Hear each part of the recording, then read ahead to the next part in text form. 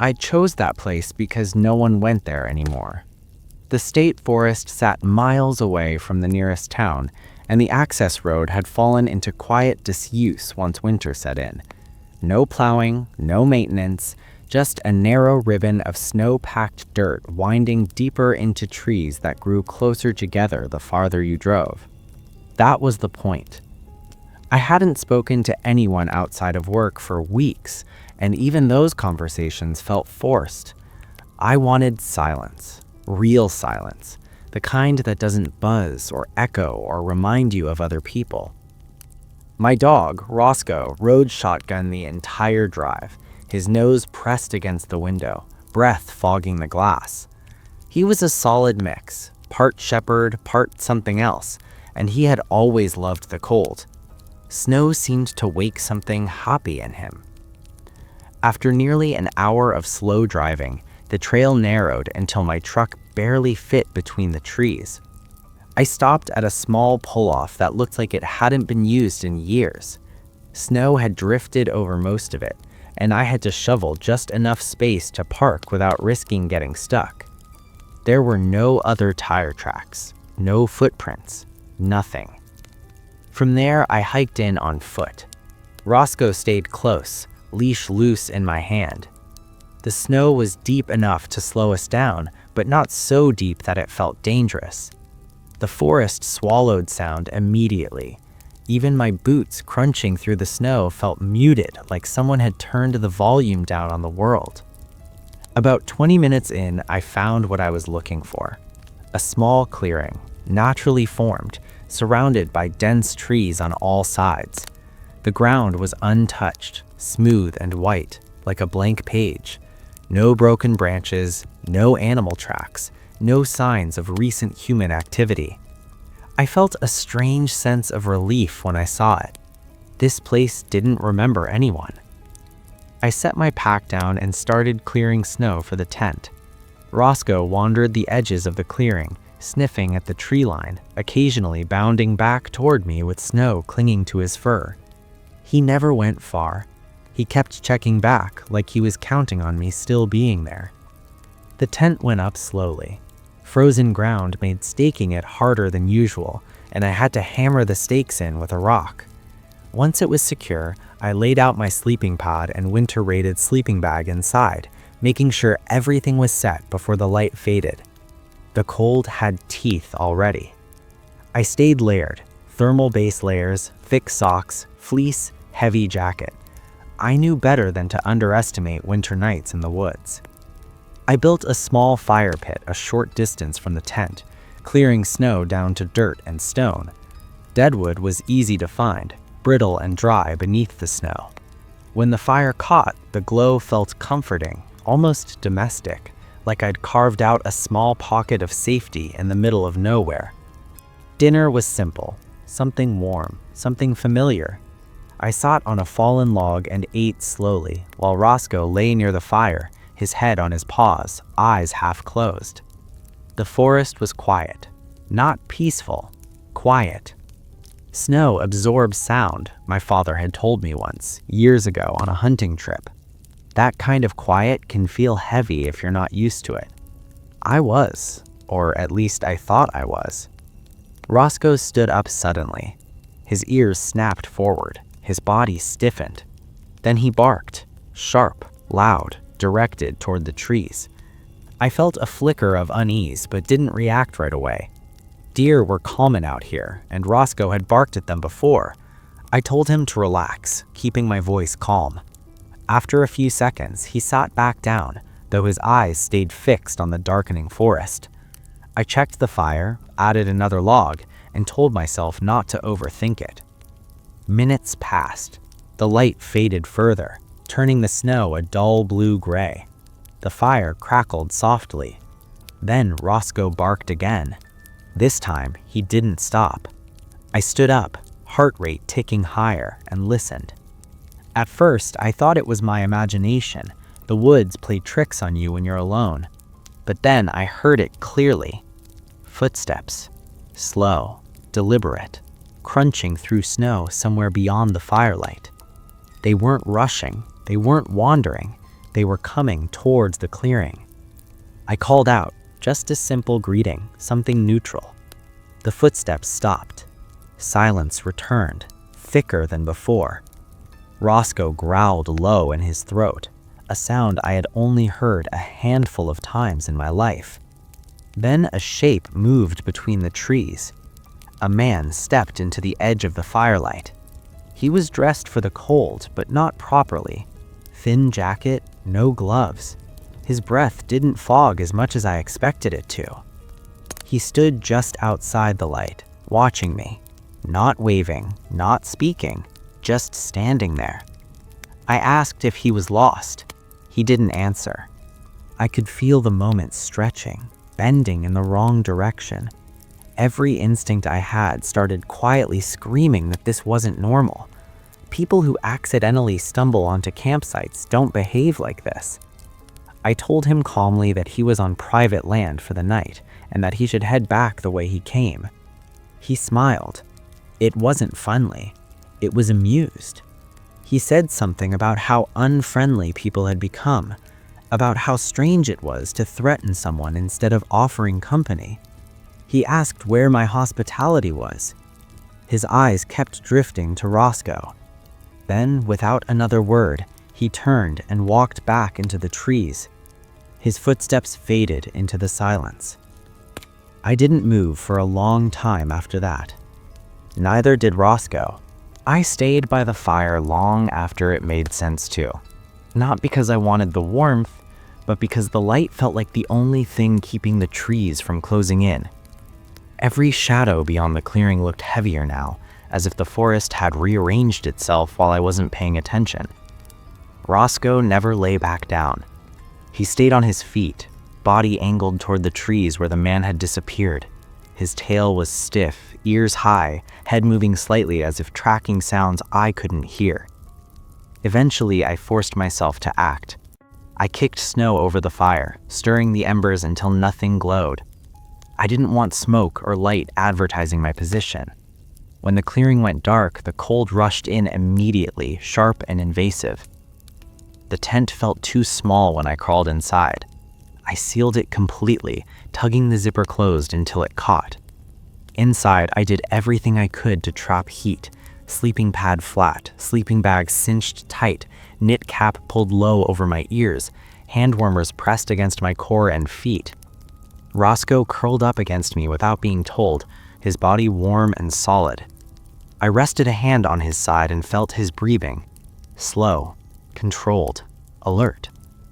The woods outside were silent again. Not peaceful. Waiting. Minutes stretched into something longer. Time felt wrong in there, elastic and unreliable. I lay awake, listening to nothing, my mind replaying the man's voice, the way he'd smiled, the way he hadn't seemed surprised to find someone miles from nowhere. Roscoe growled softly. I froze. Then I heard it. Footsteps. Slow, careful, crunching lightly through snow. They stopped. Roscoe's growl deepened, vibrating against my chest. His ears were pointed straight toward the tent wall. Then the footsteps resumed. Closer, slower, measured. They stopped again, right outside the tent. I could hear subtle movements now, the shift of weight, snow compressing under boots. Someone standing just beyond the thin fabric, close enough that I imagined I could feel their presence pressing inward. My hand found the grip of my gun. I didn't raise it. I didn't move. I didn't breathe any louder than I absolutely had to. I waited. Seconds passed. Then longer. Whoever was out there didn't speak, didn't circle the tent, didn't retreat. They just stood there, listening. The tent fabric shifted slightly, not from wind, but from something brushing against it. Fingers? Clothing? I couldn't tell. My heart hammered so hard it felt like it might betray me. I whispered Roscoe's name, barely audible. He stopped growling. The silence that followed was unbearable. Then I heard breathing. Close. Too close. It wasn't labored, it wasn't panicked. It was calm, curious. I raised the gun, my hands shaking despite every effort to steady them. I didn't want to do this. I didn't want to threaten anyone. I didn't want to find out whether I could actually pull the trigger. But I couldn't stay silent anymore. I spoke clearly, forcing my voice not to crack. I said I was armed and that whoever was there needed to leave now. For a moment, nothing happened. Then the breathing stopped. Footsteps began again, moving away from the tent. Slowly at first, deliberately, then faster, crunching, retreating into the trees. I didn't unzip the tent. I didn't look.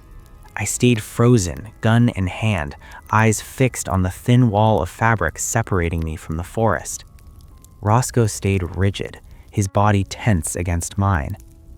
Hours passed that way. I drifted in and out of shallow sleep, waking at every imagined sound. Each time the woods remained quiet. No footsteps, no voices, no movement. When the sky finally began to lighten, it felt like a release I hadn't earned. I packed up fast, too fast. I didn't bother with breakfast. I didn't organize my gear. I shoved everything into my pack, my hands clumsy with cold and adrenaline. Roscoe stayed close, pressing against my legs as if urging me to hurry. As we hiked back, I kept scanning the trees. That's when I saw the footprints. They circled the clearing. Not random, intentional. Whoever had been watching me had walked around the camp while I slept, slow loops pressed into the snow, careful steps placed just beyond where the firelight would have reached. One set of prints stopped right outside the tent, close enough that I could see where the snow had compressed deeper, where someone had stood for a long time, facing inward. There were no footprints leading away from that spot. They simply stopped. I didn't follow them. I didn't try to understand. We reached the truck and I drove away without looking back. I've never returned to that forest. I still camp, but never alone, never that far out, never without people nearby. Sometimes late at night, I think about how quietly that man moved through the snow, how comfortable he seemed in the dark, how patient. And I remind myself of something I learned the hard way. The wilderness isn't always empty. Sometimes you're just the one being watched.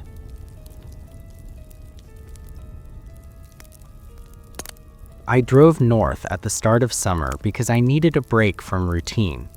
Work had blurred together into something dull and constant, and when my friend Evan mentioned I should come visit him while he was staying in a historic city for his graduate program, I didn't hesitate. We hadn't spent real time together in years. He'd changed. I had too. A weekend felt safe, familiar. The drive was long but uneventful. I arrived in the early evening, just as the heat began to soften and the city shifted into its slower nighttime rhythm. Evan's place was an older townhouse tucked into a narrow street, surrounded by brick buildings and tight alleyways that looked like they hadn't changed in 100 years. I was sleeping downstairs, on a couch positioned near a wide set of windows. From there, I could see across to another building and down into a web of narrow alleys. One of them ended at a vacant house with boarded windows and a sagging porch. I noticed it right away. That first night passed without incident. We talked, laughed, caught up on everything we'd missed. The city outside hummed with distant voices and music, but inside the house felt insulated, grounded. The next day, we explored. Markets, side streets, waterfront paths. The city was busy, packed with tourists and locals weaving past one another. It felt alive in that specific way historic places do, layered with activity and memory at the same time. It was near the water that I first noticed him. He stood out instantly, though I couldn't have explained why at first. A man in a formal suit walked alone along the edge of the street. Not hurried, not strolling, just moving. His pace was slow, slightly uneven, like someone unfamiliar with their own body. His clothes were immaculate: dark suit jacket, crisp shirt, polished shoes. Everything looked intentional. Except him. He didn't look homeless, he didn't look drunk, he didn't look lost. He looked misplaced. The crowd flowed around him without reaction. People passed within inches, but no one glanced twice. His gaze stayed forward, unfocused, like he wasn't actually seeing the street in front of him. I felt an instinctive jolt of discomfort. When Evan stepped forward to cross the street, I grabbed his arm and told him to wait. I didn't have a reason. I didn't need one. Something about the man's presence felt wrong in a way that made my chest tighten. We let him pass. Up close, the feeling intensified. His face was calm, but not relaxed. His eyes were open, alert, and empty at the same time. He didn't acknowledge us at all. As soon as he was gone, Evan asked what that was about. I told him the truth. The guy didn't feel right. The clothes were too clean, the movement too off. Evan agreed. He hadn't noticed the man until I pointed him out, but once he did, he couldn't unsee it. We shrugged it off and kept walking. A few streets later, it happened again. We were browsing shops along a completely different stretch of the city when Evan slowed and looked across the street. His face changed in that subtle way that told me he was seeing something he didn't understand. The man was there again. Same suit, same slow, detached walk. But it didn't make sense. There was no direct path between where we'd seen him earlier and where he was now. He would have had to pass us or cross a major intersection. We would have noticed. Yet, there he was, diagonal to us, moving at the same pace in the same manner, as if nothing had interrupted his trajectory. We stood there longer than we should have, watching him move away. Neither of us spoke. Eventually, logic kicked in. Cities are big, people repeat, coincidences happen. We told ourselves that and kept exploring. By the next day, the man had faded into the background of memory. We talked about fireworks, food, plans for the evening. The city swelled with people celebrating, laughter echoing off brick walls, music spilling from open doors. That night, we joined a guided walking tour. Crowds pressed in from all sides, phones glowing, voices overlapping. The streets felt alive in a way that bordered on chaotic. As we moved through one of the busiest streets, something strange happened. A wave of people pushed toward us, moving fast, almost running. Evan and I instinctively stepped to the side to let them pass. That's when we saw him. The man in the suit was in the middle of the crowd, not walking with them, moving against their rhythm. He drifted forward at the same slow pace as before, untouched by the urgency around him. People brushed past his shoulders. Someone nearly collided with him. No one reacted, as if he wasn't fully there. He turned his head slightly as he passed us, just enough for his eyes to meet mine. There was recognition there, not surprise. Recognition. Then he looked forward again and continued on, swallowed by the moving mass of bodies. Evan and I didn't speak until the crowd thinned. When it did, we watched the man emerge alone again, still shambling, still detached, before disappearing into a side street that dipped suddenly into darkness. Neither of us laughed it off. Neither of us tried to explain it. That night, when we returned to the house, the city noise felt different, muted, distant. Evan went upstairs to his room. I pulled the blinds closed downstairs and lay on the couch staring at the ceiling. Sleep came slowly, and when it broke hard. A sharp tapping against glass. Close. Intentional. The tapping came again.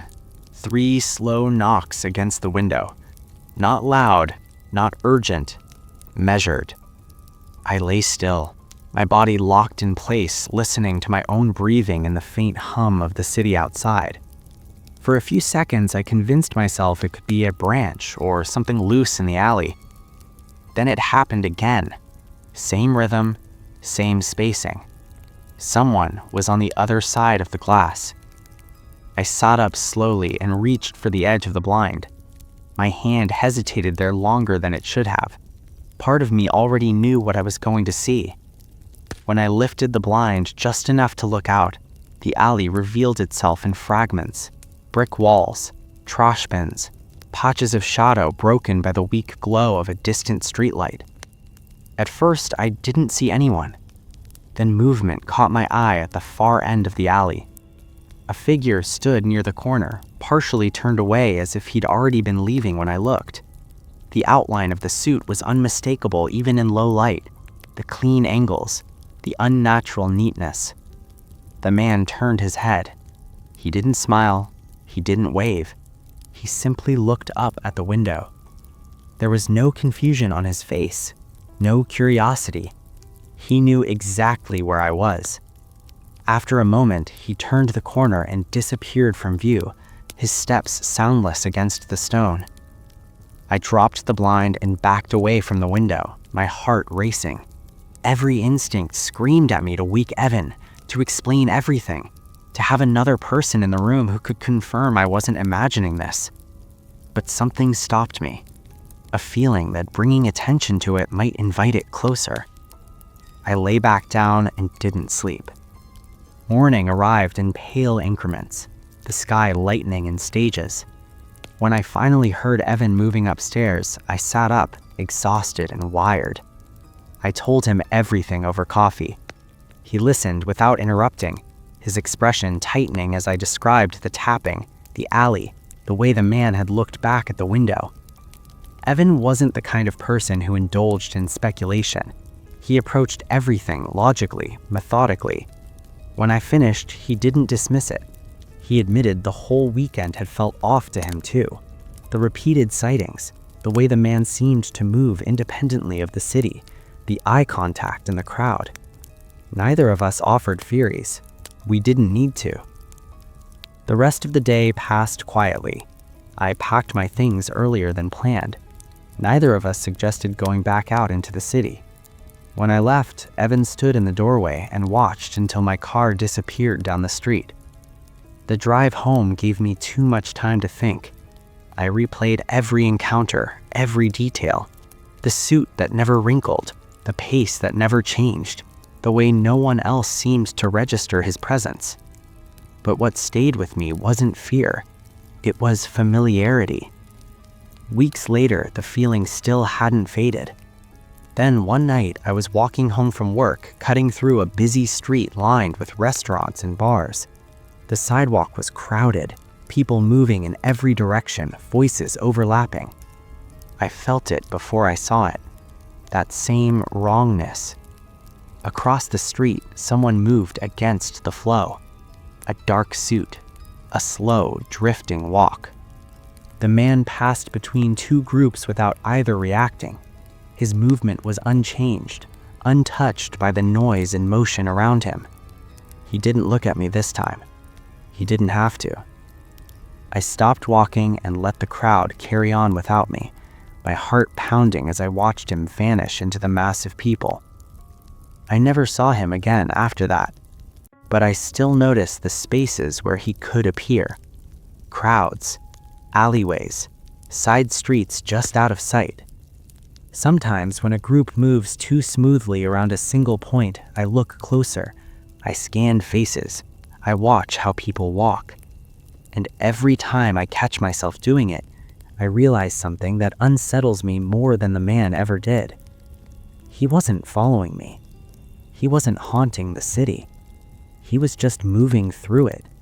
And sometimes, by chance, we occupy the same space long enough to notice each other. Most people never do. And I don't think that's an accident.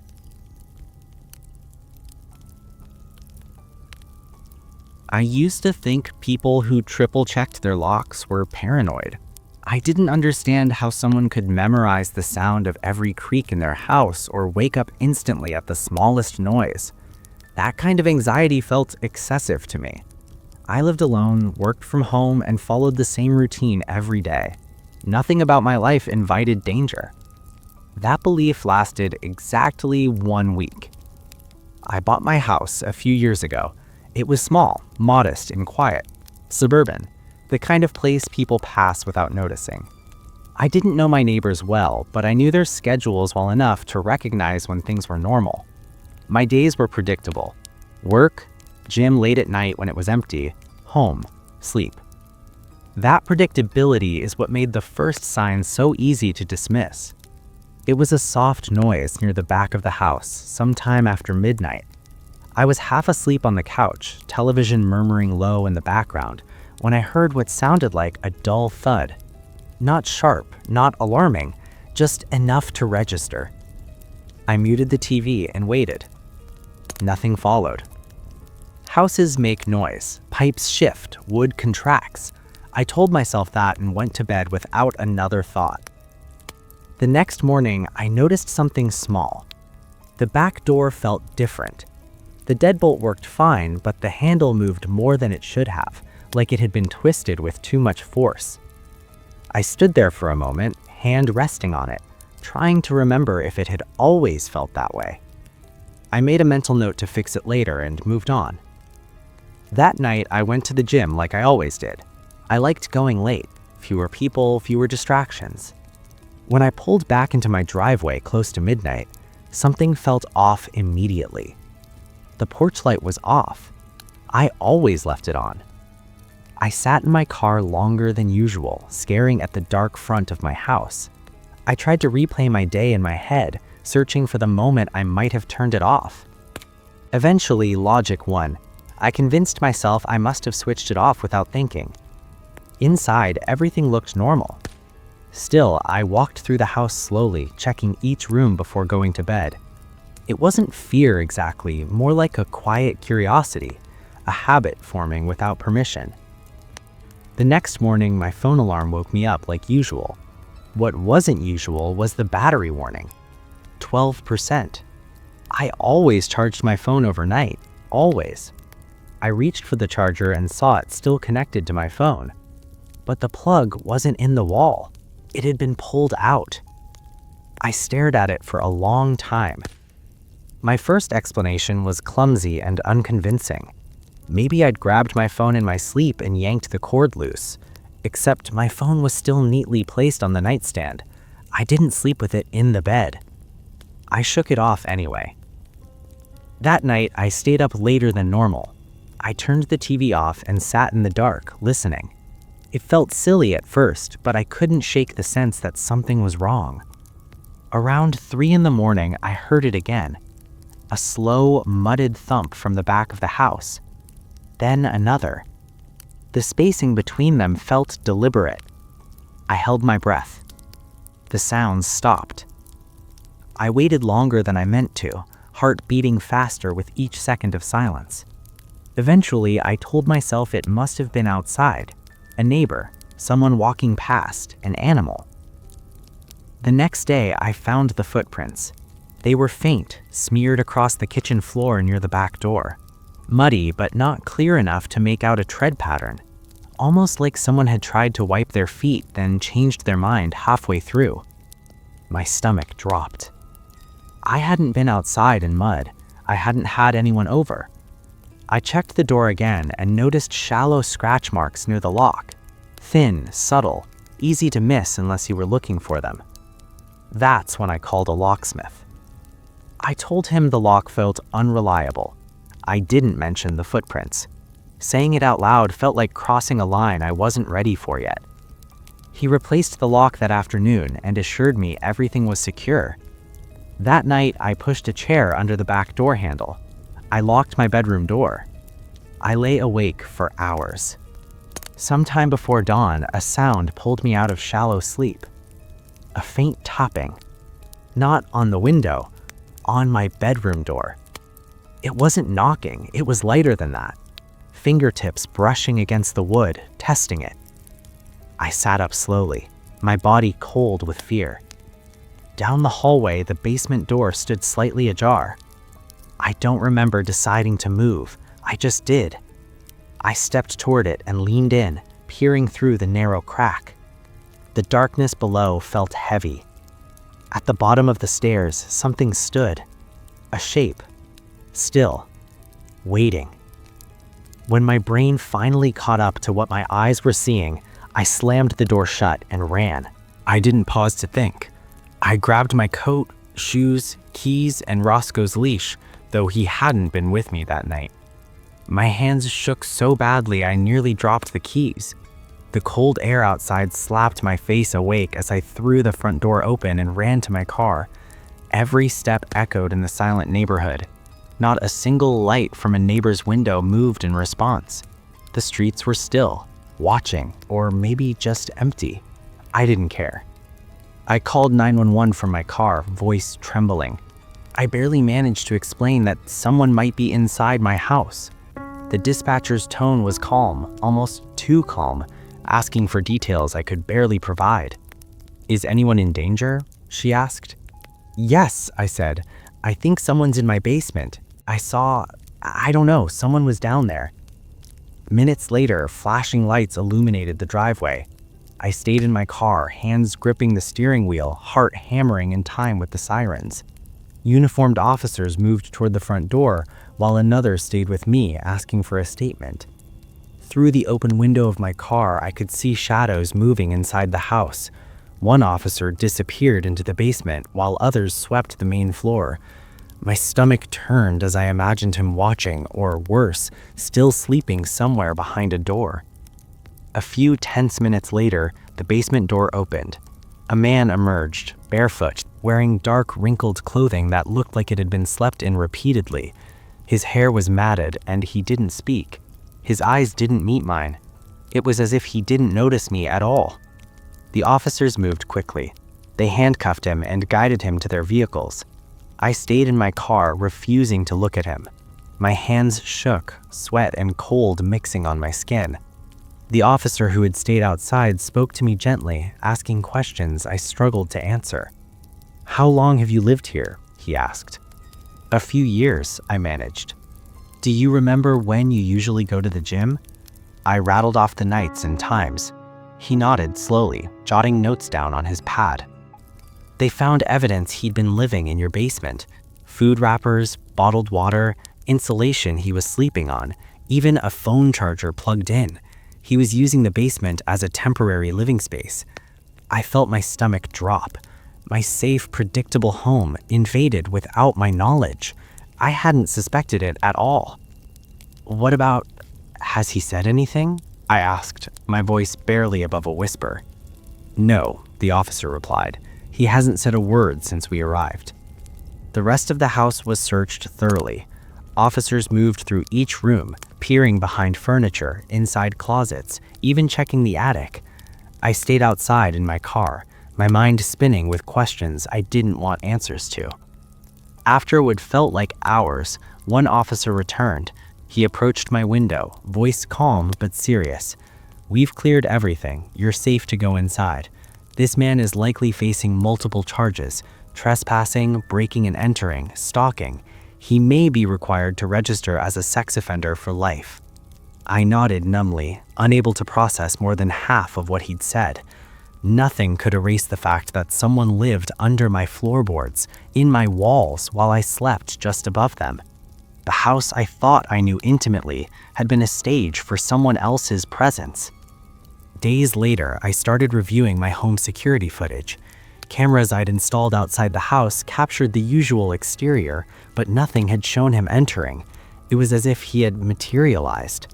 Then, as I scrolled through my phone, I froze. A photo, taken while I slept. There I was, in bed, eyes closed, completely unaware. The timestamp confirmed, the same night my phone had been unplugged from the wall. The image was clear. Someone had been inside, standing over me, capturing a moment I could never recover. The panic I felt that night returned instantly. I stared at the image, unable to comprehend how close I had come to being violated further. Every noise from my house since then, every creak or snap of wood, set my nerves on edge. I triple-checked locks, reinforced doors, installed alarms, and added cameras in every corner I could reach. The officers contacted me to digitally transfer the image for evidence. They explained that it would strengthen the case and could add charges like stalking, further ensuring the man would face serious consequences. It was good news, they said. Legal protections were being put in place. But the sense of safety didn't return. I stopped going down into the basement alone. I avoided that part of the house entirely, leaving doors closed that I would normally leave open. The living room couch became my main sleeping area when I needed peace of mind, a place I could see all entry points. Every footstep in the hallway made me tense. Every door creak made me flinch. Even months later, the fear lingered. My life, once predictable and calm, had been invaded in a way that could never be undone. Routine felt like a fragile illusion. I realized that the walls of my house, the floors I walked on, the very air I breathed could no longer be trusted. I shared the story with a close friend eventually. Even with all the details, including the photo, it was difficult for them to understand. The sense of violation isn't logical, it's primal. It's knowing that someone could exist in the space where you are supposed to be safest, unnoticed, patient, and silent. Sleep became a new battleground. I couldn't rest without checking the locks multiple times. I kept the light on in every room. The basement door remained bolted, the chair wedged firmly under the knob. The photo haunted me more than the man himself. It wasn't just proof of intrusion, it was a reminder that my life, my home, could be infiltrated without warning. Eventually, I made changes to my home and my habits that I hadn't thought necessary before. Motion sensor lights, smart locks, a full security system with cameras on every floor. Friends helped with installations and reassurances, but reassurance was fleeting. The image stayed with me, a permanent scar in my mind, an indelible reminder of that week when everything felt safe and suddenly didn't. Even now, I hesitate before going down the basement stairs. Every unusual sound sends me to check doors, windows, and closets. I double-check electronics, lights, and locks multiple times before bed. I'm cautious in ways I never thought necessary. My house is no longer just a home. It's a carefully monitored zone, a fortress I must maintain because I know that even the familiar can hide something terrifying. The man who slept in my basement without my knowledge was gone, arrested, charged, taken from the scene. Yet his presence lingers in the quiet of the house, in the way shadows stretch differently at night, in the soft creak of floorboards I once ignored. Sometimes I catch myself staring at the photo again, the small figure standing at the bottom of the stairs, looking up at me, silent, unseen by anyone else. I feel a mix of disbelief, fear, and helplessness that never truly fades. I'll never go down into that basement alone again. I'll never leave a door unlocked. And I'll never forget the week I learned that the most ordinary home, the most predictable life, can conceal a stranger just inches away. The memory is permanent, the routine is shattered, and the photo ensures I'll never feel truly safe again.